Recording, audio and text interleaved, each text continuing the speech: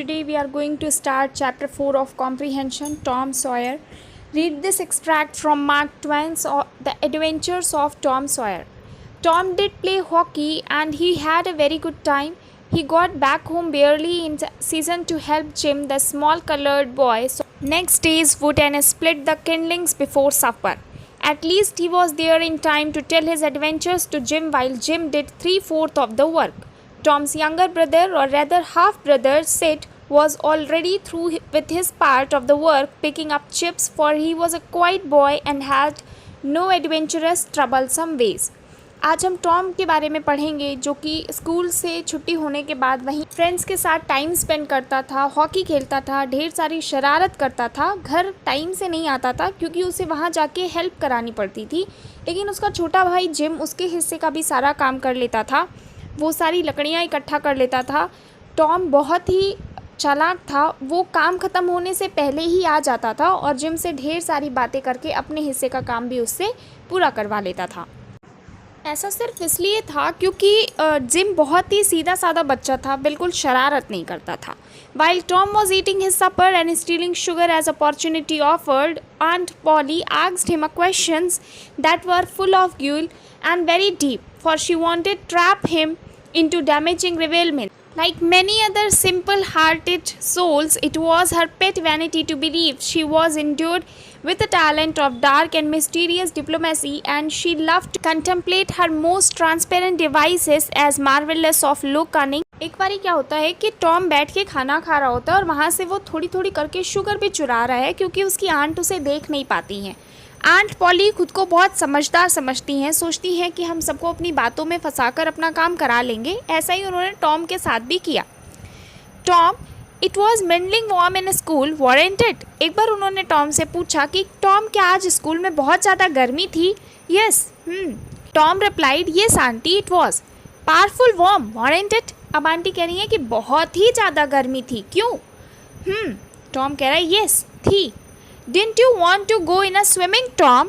अब आंटी पूछ रही हैं टॉम से, तो क्या तुम्हें स्विमिंग करने नहीं जाना चाहिए? A bit of a scare shot through Tom, a touch of uncomfortable suspicion. He searched Aunt Polly's face, but it told him nothing. So he said, "No, well, not very much." अब यहाँ पे aunty चाहती थी कि Tom swimming करने जाए, तो उन्होंने पहले टॉम को अपनी बातों में लिया कि टॉम, क्या आज स्कूल में गर्मी थी? उसने कहा हाँ। यानी बहुत ही ज़्यादा गर्मी थी। Tom is again saying yes. तब वहाँ पे आंटी कह रही है कि तुम्हें स्विमिंग के लिए जाना चाहिए। अब टॉम वॉज सरप्राइज्ड, डर गया कि अगर मैं मना करूँ या क्या करूँ। फिर उसने आंटी का फेस देखा, शी वॉज़ वेरी नॉर्मल, तो उसने कहा नहीं, मुझे बहुत ज़्यादा मन तो नहीं है जाने का। Old lady reached out her hand and felt Tom's shirt and said, but you ain't too warm now तो, and it flattered her to reflect that she had discovered that the shirt was dry without anybody knowing that was what she had in her mind. But in spite of her, Tom knew where the wind lay now, so he forestalled what might be the next move.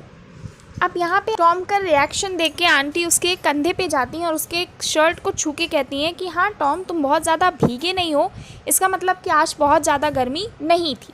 But Tom को पता है कि अब उनका next movement कुछ और होने वाला है। Of us pumped on our head, mine damp yet. See?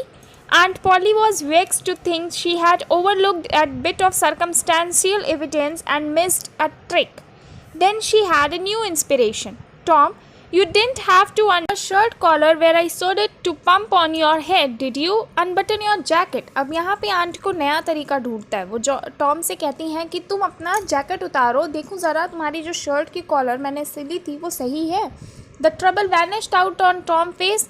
He opened his jacket. His shirt collar was securely sewed. Brother, well, go along with you. I would make sure you would play hockey and be in a swimming. Give it, Tom. I reckon you are a kind of a sink cat, as the saying is. Better you would look on this time. अब यहाँ पे Tom का भाई कहता है कि अच्छी बात है, तुम्हारी जैकेट निकल ही गई है, you should go for swimming this time. Hockey खेलना और फिर स्विमिंग करने जाना, और तुम्हें हमेशा सोच के कोई काम करना चाहिए Tom. She was half sorry her sagacity had miscarried and half glad that Tom had stumbled into conduct for once. But Sydney said, Well, now if I didn't think you his collar with white thread, but it's black. I did sew it with white, Tom. But Tom did not wait for the rest as he went out at the door and said, Siddy, I'll lick you for that. अब यहाँ पे जो है सिड अपने भाई की collar देख के आंट से बताता है कि आंटी आपने तो इसकी कॉलर को वाइट थ्रेड से सिला हुआ था, लेकिन अभी देखिए ये ब्लैक थ्रेड से सिला हुआ है। आंटी टॉम से पूछती हैं ऐसा कैसे हुआ। अब यहाँ पे टॉम किसी की बात का रिप्लाई नहीं करता है, वो पट से दरवाजे के बाहर जाके और सिडी से कहता है कि I will see you for that, मैं तुम्हें देख लूँगा। In a safe place, Tom examined two large needles burst into the wrapper of his jacket and had thread bound about them. One carried white thread and the other black. He said she would never notice if it hadn't been for Sid. अब यहाँ पे Tom बाहर जाने के बाद एक safe जगह जाता है और अपनी जैकेट में देखता है कि उसने 2 निडल फंसा के रखी थी, एक में वाइट थ्रेड है और एक में ब्लैक थ्रेड है। वो कहता है कि उन्हें कभी ये पता नहीं चलता अगर सिड ने उन्हें ना बताया होता। Confound time she sew it with white and sometimes she it with black. I wish to give many she would stick to one or the other.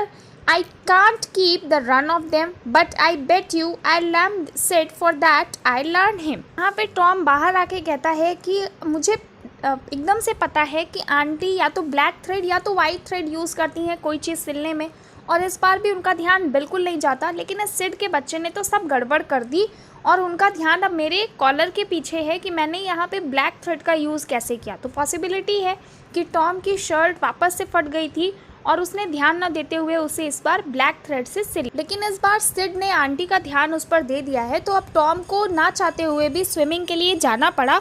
इस बात से वो बहुत ज़्यादा गुस्से में है और शर्त लगाता है कि इसका मज़ा वो सिड को ज़रूर सिखाएगा, उसे वो सबक ज़रूर सिखाएगा।